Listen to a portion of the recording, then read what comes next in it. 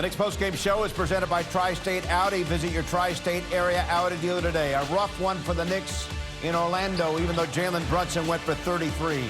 But Franz Wagner of the Magic, a season-high 37. Orlando scores a season-high 133 points. Knicks now 1-5 on the road as they go down 133 to 121. Hi, everyone. I'm Bill Pito here from our Delta MSG studios. We're going to be on until we get you to Rangers pregame. It's the Rangers at Utah. Game comes your way here on MSG tonight at 9, so a lot coming away over the next hour or so. And for the Knicks, really a struggle on defense as Orlando had its best offensive game of the entire season. And this did not help as Landry Shamet early in the game, that right shoulder, it's the same shoulder he hurt last year. He came out and did not return. Brunson had an excellent first half. Overall, an excellent game.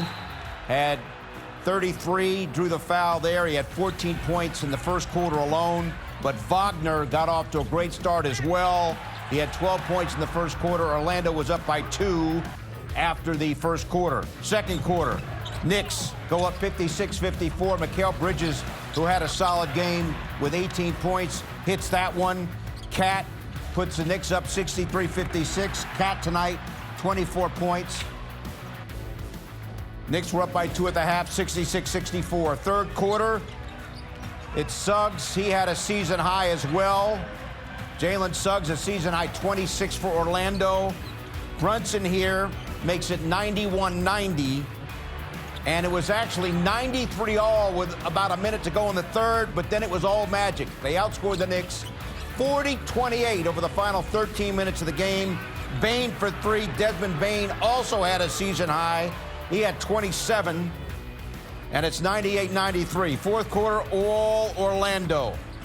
It's Jonathan Isaac on the offensive putback. Magic go up 104-95.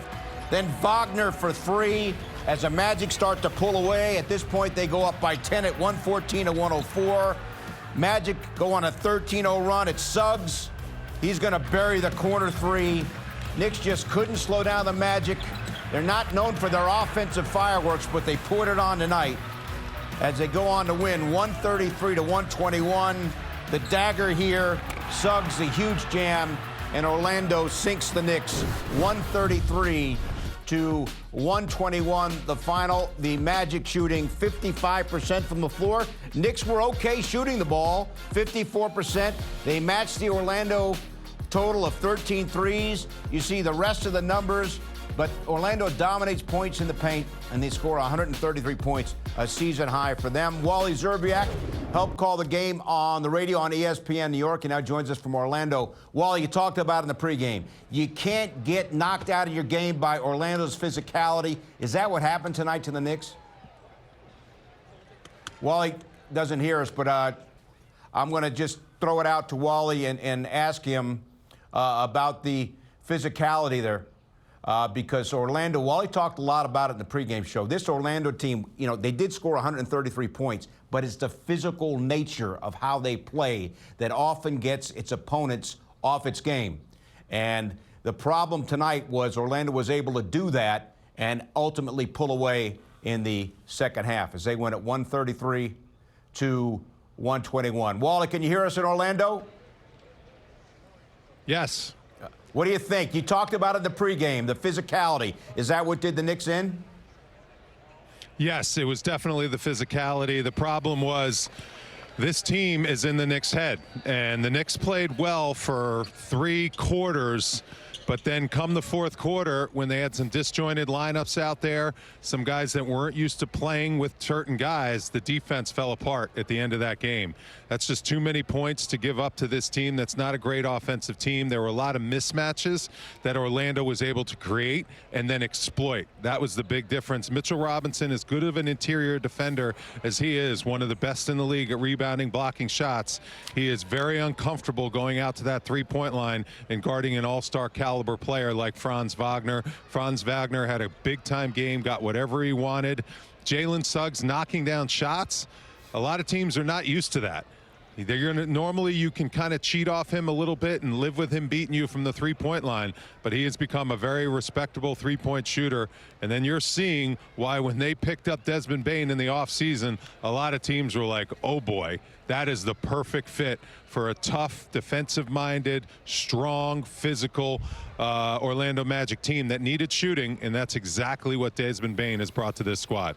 Wally, season highs for Wagner with 37, Suggs with 25, Bane for 27, overshadowing an excellent game from Jalen Brunson, who had 33. Yeah, Jalen was great, and you could see Jalen's invested in this type game. This game, I was talking about it with Tyler up on the radio booth. It had a playoff feel all the way through to halftime. Both these teams were getting after it. I love the chippiness. Josh Hart getting a technical foul. There were a couple cheap shots trying to make cuts and get through screens. A lot of offensive fouls. I thought the officials did a good job of cleaning up this game and keeping this game where it didn't get out of hand. But at the same time, with the undermanned Knicks roster, there were key moments in the game where there were units out there on the floor that just were not connected. They were not confident, and when you get minutes in the NBA, Mike Brown's going to give you a shot. If you don't produce, you're not going to get any more opportunities, and that might be the case moving forward. There were guys that got a chance to go out there and play against a really good team that's playing good basketball, and if you don't produce, they're going to take advantage. They're going to seize the momentum, and once a good team at home gets the momentum, it's tough to switch that momentum around, and we saw that in the fourth quarter when the Knicks really kind of gave up a lot of easy baskets at the rim.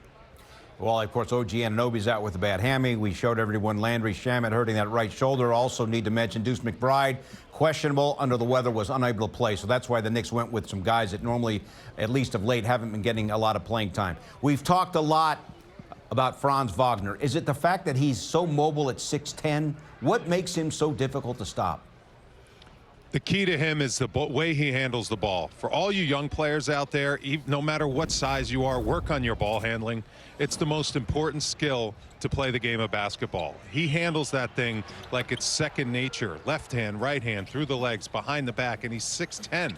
As a result, he can get wherever he wants on the floor. He can put his defender on skates, put him in the blender, make him move side to side. He's got counter dribble moves. He's got great crossovers. He protects the ball with his length and his body like Magic Johnson used to.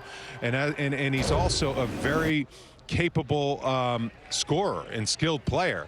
One thing you can live with him is dare him to make that outside shot. When he's making that outside shot, he's impossible to guard, because when you put a smaller guy on him like Josh Hart, who's a decent matchup, he can shoot over him. And if you put a big guy like Mitchell Robinson on him, he can take him outside, drive around him with his quickness and his ball handling ability, and also can stretch him to the three-point line. So you're seeing an all-star, superstar in the making. I was really worried about Franz Wagner and the wings on this team, and you saw evidence of how good this team can be and how they're built to be formidable in the playoff chatter in the East. Remember, Paolo Banchero, arguably their best player, didn't even play because of a bad groin. Wally, thanks so much. Have a great trip home. We'll see you Monday night when the Knicks are at Brooklyn. You got it. Sounds good, Bill.